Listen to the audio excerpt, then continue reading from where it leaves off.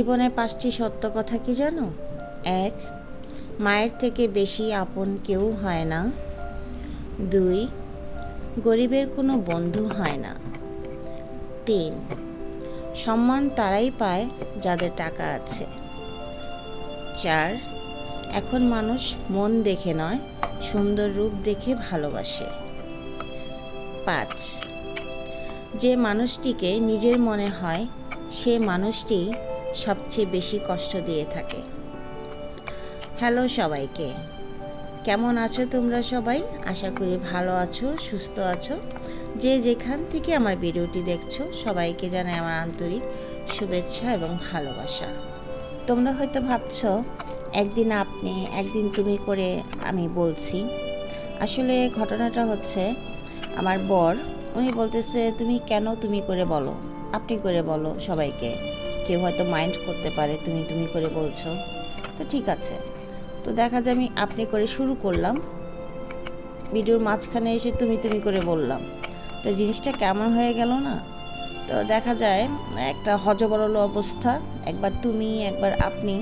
তাই ভাবলাম যে তুমি করেই বলবো, আমার কাছে এটা খুব আপন মনে হয়, কারণ আমরা একই পরিবারের সদস্য, আমরা একই জায়গায় কাজ করি সবাই, তো আমরা সবাই সবার বন্ধু। এই হিসেবে তুমিটাই আমার কাছে ভালো লাগে। এখন তোমরা বলে দিও যে আমি কি বলে ডাকবো, আপনি না তুমি, তোমরা যা বলবে আমি সেটা বলেই ডাকবো। তো এখন আমি কালিজিরা ভর্তা বানাবো। তো কালিজিরাটাকে প্রথমে আমি অল্প আঁচে একটু টেলে নেব। এখন বেশি করে সর্ষের তেল দেব, দিয়ে শুকনো মরিচ ভেজে নেব। ঝালটা আপনাদের পছন্দ মতো দিতে পারেন। তো এটার মধ্যে আমি দিয়ে দেব রসুন কুচি আর পেঁয়াজ কুচি।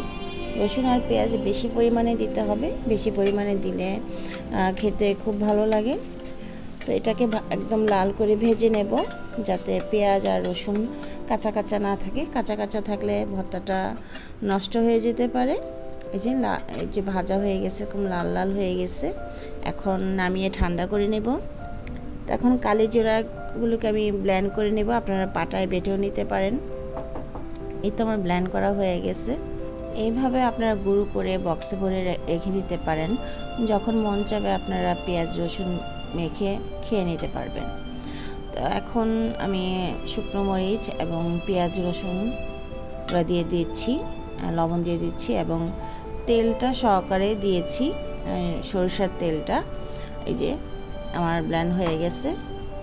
এটা কিন্তু আপনারা তেলটা ঝরিয়ে শুধু পেঁয়াজ আর রসুনটা দিতে পারেন, তখন কিন্তু ভিজা ভিজা হবে না, শুকনো শুকনো থাকবে। সেটাও বক্সে ভরে রেখে দীর্ঘদিন রেখে খেতে পারবেন, নর্মালে বা ফ্রিজে রেখেও খেতে পারবেন, কোনো সমস্যা নেই। তো আমি এইভাবেই বানিয়েছি সর্ষের তেল দিয়ে, যেহেতু এখন শীতকাল, কম বেশি সবার বাসায় ঠান্ডার সমস্যা চলছে। তো প্রতিদিন যদি একটু খাওয়া যায় তাহলে ভালো হয় আর কি। কালিজিরা তো আমাদের শরীরের জন্য অনেক উপকারী। তো এই তো আমার হয়ে গেছে কালিজিরা ভর্তা। কিছুটা আজকে খাবো আর বাকিটা বক্সে ভরে রেখে দেব। তো এখন শুটকি দিয়ে কুমড়ো রান্না করব।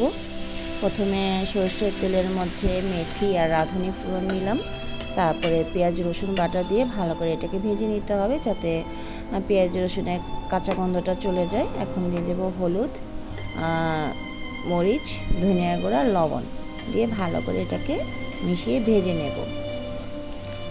তেলের পরিমাণটা একটু বেশি লাগবে, সর্ষের তেল দিয়ে করলে ভালো হয়।